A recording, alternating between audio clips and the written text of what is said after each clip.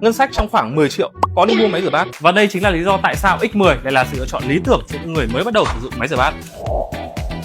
Với kích thước chiều cao chỉ 59 cm, thiết kế nhỏ gọn, dễ dàng lắp đặt tại nhiều vị trí. Máy rửa bát Köcher X10 có dung tích rửa lên tới 10 bộ bát đĩa theo tiêu chuẩn của châu Âu, tương đương 2 mâm cơm thông thường của gia đình 4 người tại Việt Nam. Máy có đủ 7 chương trình rửa, từ rửa nhanh đến rửa kỹ, kết hợp tính năng sấy khô và lưu trữ khí tươi tới 3 ngày, giúp bát luôn sạch khô, không ám mùi dù chưa lấy ra ngay. Đây sẽ là sự lựa chọn lý tưởng cho máy rửa bát trong khoảng 10 triệu.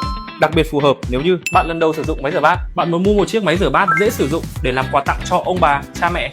Gia đình bạn chỉ có từ 2 đến 4 người, sống tại một căn hộ nhỏ, diện tích căn bếp khiêm tốn. Đây sẽ là một sự đầu tư rất đáng tiền để nâng tầm trải nghiệm ở trong căn bếp. Hãy bắt đầu đơn giản và nâng cấp khi sẵn sàng. Dù nhu cầu của bạn là gì, hãng Köcher luôn có giải pháp phù hợp nhất dành cho bạn.